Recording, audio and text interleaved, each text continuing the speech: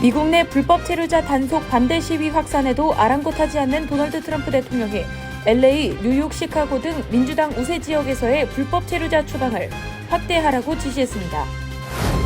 살해 혐의 전과가 있는 30대 한인 남성이 자진 출국을 준비하던 중 ICE 요원들에 의해 체포 구금됐습니다. 임신 중인 그의 아내는 체포 당시 영상을 공개하며 도움을 호소하고 나섰습니다. 생후 3개월 아들을 사망에 이르게 한 혐의로 재판을 받아온 뉴저지주 한인 여성 그레이스 유 씨에게 결국 징역 5년형이 선고됐습니다. 미네소타주 의원 2명이 같은 날 각자의 자택에서 총격을 당해 2명이 사망하는 사건이 발생했습니다. 체포된 용의자의 차량에서는 70명의 정치인 암살 리스트가 발견돼 충격을 주고 있습니다. 도널드 트럼프 대통령의 이름을 내건 새로운 무선 통신 서비스가 공식 출시됐습니다. 이른바 트럼프 모바일이라 불리는 이 서비스는 황금색 스마트폰과 함께 정통 미국인의 애국주의가 담긴 디자인을 선보였습니다.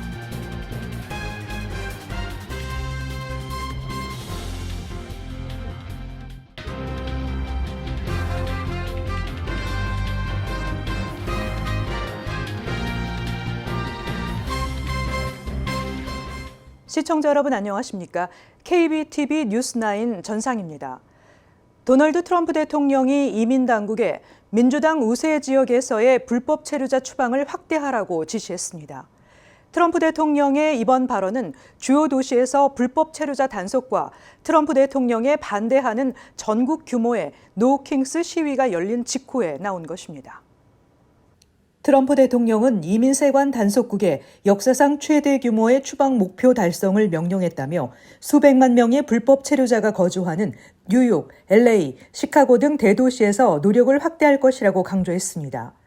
트럼프 대통령은 이들 대도시가 민주당 세력의 중심이라며 민주당은 자신들의 유권자 기반을 확장하고 선거에서 부정행위를 저지르고 복지국가를 만들어 열심히 일하는 시민으로부터 좋은 일자리와 혜택을 빼앗는데 불법 체류 외국인을 활용하고 있다고 주장했습니다.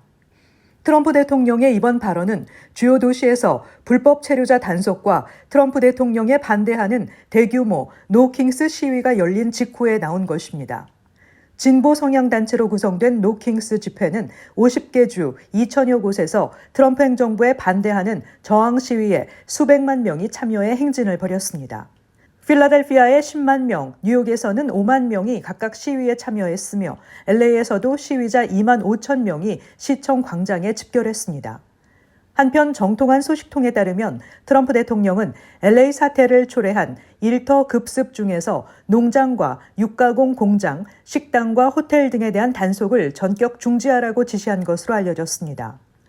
일터 급습 중지령은 트럼프 대통령을 지지해온 관련 업계들과 강요들이 심각한 타격을 호소하자 전격 수용한 것으로 알려지고 있습니다. 그동안 일터 급습으로 외국인 노동자들이 대거 체포되거나 그 여파로 대거 잠적하고 있어 관련 업종이 직격탄을 맞고 경제에 부정적인 여파가 확산될 조짐을 보여왔습니다. 연방정부의 불법 체류자 체포 및 구금이 강화되며 한인 사회도 바짝 긴장하고 있는 가운데 캘리포니아에 거주 중인 30대 한인 남성이 자진 출국을 준비하던 와중에 ICE 요원들에 의해 체포 구금되는 사건이 발생했습니다. 김은지 기자의 보도입니다. 14일 미주 한인봉사교육단체협의회는 LA에 거주해온 30세 한인 남성 저스틴 정 씨가 스스로 미국을 떠나는 자진 출국 준비 도중 ICE에 체포돼 추방 위기에 놓였다며 정 씨에 대한 지지를 호소하고 나섰습니다. 부모를 따라 2살 때 미국으로 이민 온 정 씨는 16살 때 한인갱단에 가입해 한 남성을 살해한 혐의로 징역형을 선고받고 4년간의 수감 생활을 마쳤습니다. 재판 당시 정 씨는 살해 및 살인미수 혐의로 82년형을 선고받았지만 14년형으로 형량이 감형되며 조기 출소했습니다. 출소 이후 정 씨는 비행 청소년들을 교화시키는 교육과 갱단 관련 예방 교육에 나서는 한편 수감자 및 출소자들을 위한 지원에 앞장서 왔습니다. 정 씨는 작년 10월 시민권자 아내와 결혼했으며 아내는 내년 2월에 출산을 앞두고 있습니다. 현재 고펀드미에는 부친 없이 태어날 아이 양육 및 지원을 위한 모금 활동이 이어지고 있으며 정 씨의 아내는 정 씨가 출소 이후 다른 사람이 됐다며 아이스가 가정을 산산조각 내고 있다고 비판했습니다. 한편 20대 콜롬비아 대학 재학생 한인 여성인 정서윤 씨 역시 팔레스타인 지지 시위에 참여했다는 이유로 체포 구금됐으며 콜롬비아대의 마흐무드 칼릴, 터프츠대의 루메이사 웨지투르크 등도 친팔레스타인 성향의 글을 기고하거나 시위에 가담했다는 이유로 ICA에 체포돼 전국 각지의 구금시설로 이송됐다가 법원의 판결로 석방된 바 있습니다. 이민세관 단속국의 체포 및 구금이 강화되면서 미 전역에서 피해를 호소하는 구금자들과 이에 반발하는 시위대들이 급증하고 있습니다. KBTV 뉴스 김은지입니다. 한인사회가 범동포적으로 구명운동을 벌이고 떠들썩하게 만들었던 사건이죠. 생후 3개월 아들을 사망에 이르게 한 혐의로 재판을 받아온 뉴저지주 한인 여성 그레이스 유 씨에게 결국 징역 5년형이 선고됐습니다. 유 씨는 지난 2022년 5월 체포돼 3년 넘게 수감 중이기 때문에 이를 반영하면 내년 7월 가석방이 가능할 전망입니다. 유 씨 선고가 내려진 버겐 카운티 지법에는 한인 200여 명이 참석해 법정을 가득 메웠습니다. 뉴저지주 법원 버겐 카운티 지법은 유 씨에게 적용된 2급 과실치사 혐의에 대해 유죄 결정을 내리고 징역 5년형을 선고했습니다. 지난해 11월 버겐 카운티 검찰과 유 씨는 과실치사 혐의에 대한 유죄를 인정하는 대신 형량을 감형받는 플리바게닝에 합의한 바 있습니다. 이에 검찰은 해당 혐의의 최소 형량인 5년 징역을 구형했고 이대로 재판부의 선고가 내려진 것입니다. 그동안 그레이스 유 구명운동을 이끌었던 한인단체장연합회 곽수호 회장은 그레이스 유 씨가 무죄 판결을 받길 원했지만 아이들과 하루빨리 만나는 방법으로 검찰과 합의를 해 어쩔 수 없이 5년형을 선고받았다며 실망감을 표했습니다. 다만 2급 과실치사의 경우 정해진 형량의 85%를 채우면 가석방이 가능한 것으로 알려졌습니다. 유 씨는 지난 2022년 5월 체포돼 3년 넘게 수감 중이기 때문에 이를 반영하면 내년 7월 가석방이 가능할 전망입니다. 미네소타주 의원 2명이 같은 날 각자의 자택에서 총격을 당하는 사건이 발생한 지 하루 만에 도주한 용의자가 검거됐습니다. 총격을 받은 멜리사 호트먼 하원 의장 부부는 사망했으며 존 호프먼 상원 의원 부부는 병원에 후송돼 치료를 받고 있습니다. 용의자는 경찰관을 사칭하고 범행을 저지른 것으로 알려졌습니다. 멜리사 호트먼 미네소타 주 하원 의장과 그녀의 남편 마크 호트먼이 브루클린 파크에 있는 자택에서 토요일 새벽 괴한의 총격을 받고 숨졌습니다. 이후 챔플린에서는 존 호프먼 미네소타주 상원의원과 부인 이벳 호프먼이 여러 발의 총격을 받았습니다. 이들 호프먼 부부는 병원으로 옮겨져 긴급 수술을 받았습니다. 범행은 비슷한 시각에 거의 동시에 일어난 것으로 알려졌는데 경찰관을 사칭했기 때문에 의심하지 않고 문을 열어준 것으로 보입니다. 수사당국은 사건 발생 이후 자택 주변을 집중적으로 수색하는 과정에서 용의자 57세 존 볼터를 체포했습니다. 그는 무장한 상태였지만 체포 과정에서 물리적인 충돌은 없었던 것으로 전해졌습니다. 당국은 용의자를 2건의 2급 살인 혐의와 2건의 2급 살인 미수 혐의로 기소했습니다.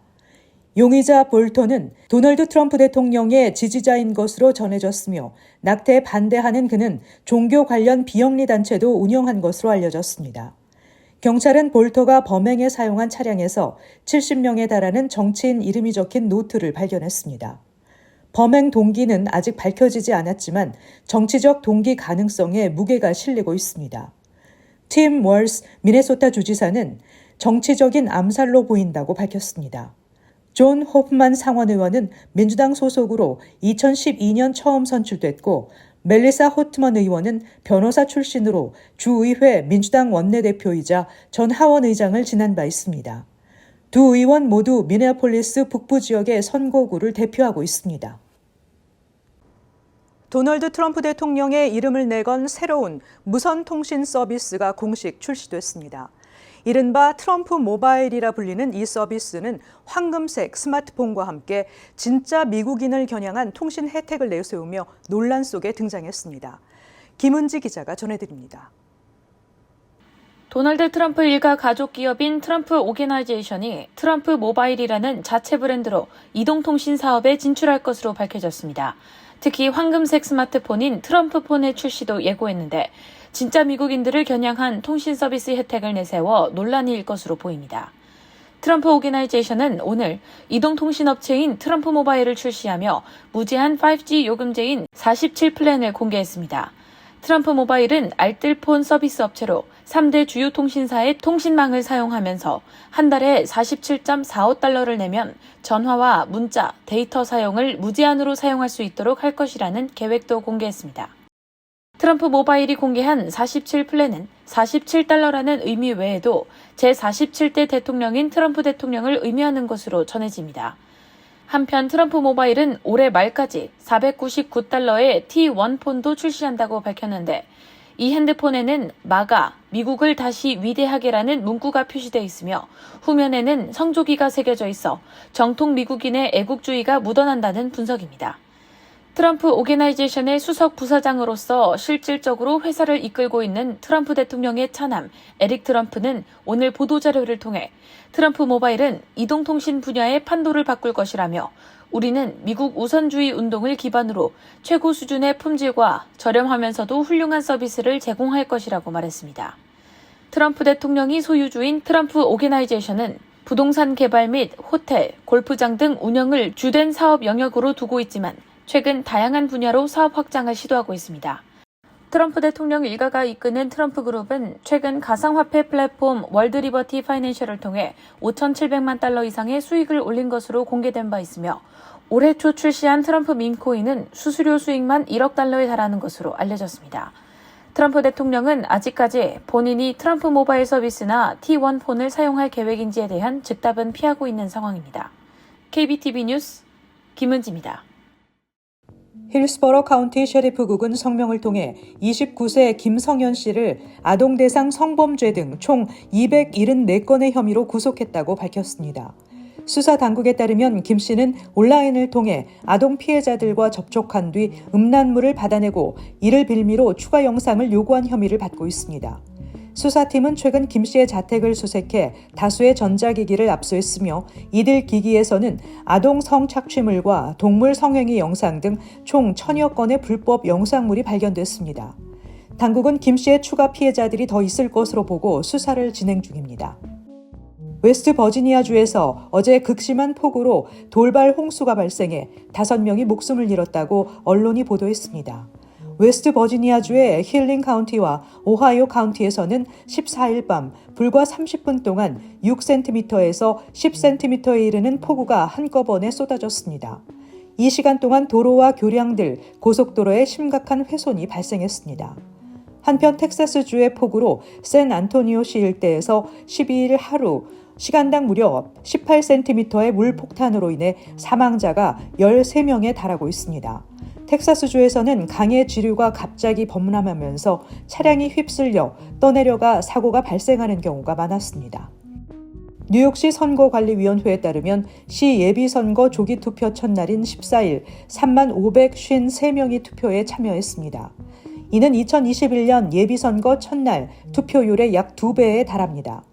보로별로 보면 브루클린 1244명, 가장 많은 사람들이 투표에 참여했고 맨하탄 13명에 이어 퀸즈, 브롱스, 스테이튼 아일랜드 순으로 많았습니다. 올해 뉴욕시장 민주당 예비선거에서는 앤드루 쿠오모 전 뉴욕 주지사와 조란 맘다니 뉴욕주 하원의원의 치열한 맞대결이 예상됩니다. 올해 뉴욕시 예비선거 조기투표는 22일까지 진행되며 예비선거는 24일 오전 6시부터 오후 9시까지 치러집니다. 제-이스라엘 한인회에 따르면 피란을 신청한 교민 23명이 한인회가 대절한 버스를 타고 출발해 육로 국경 검무소를 통해 요르단에 무사히 입국했습니다. 이들은 국경을 문제없이 통과하기는 했지만 검문소는 이스라엘을 출국하려는 현지인들로 북적여 혼란스러웠던 것으로 전해졌습니다. 주 이스라엘 한국대사관은 버스 대절 비용과 국경까지 이동하는 경로에 호송대를 지원했습니다. 전날에는 대피 상황을 관리하기 위해 선발대로 이강근 제-이스라엘 한인회장과 함께 6명이 피난한 바 있습니다. 암만에 도착한 한인들은 제-요르단 한인회가 마련한 현지 숙소에 일주일에서 열흘 정도 머문 뒤 이스라엘 상황이 안정되는 곳을 보고 돌아갈 계획입니다. 잠시 후 커뮤니티 브리핑을 전해드립니다.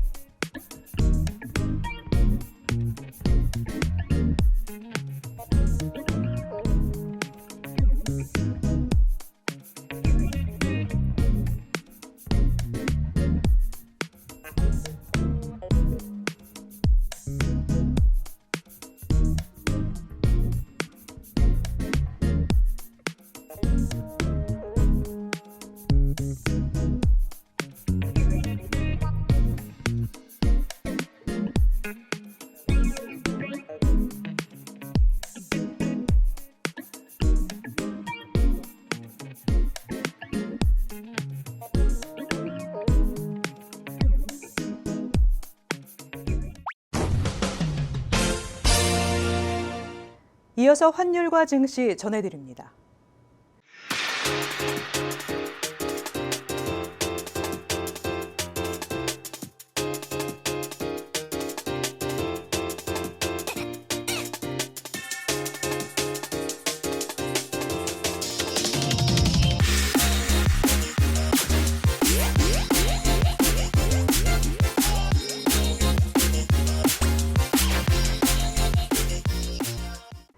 잠시 후 뉴욕과 뉴저지 날씨 전해드립니다.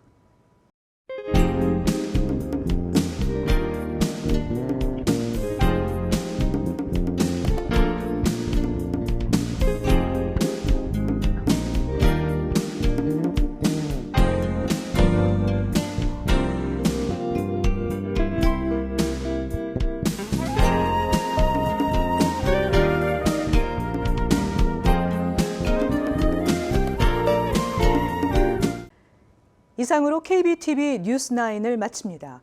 오늘도 시청해주신 여러분 고맙습니다. 편안한 밤 되시기 바랍니다.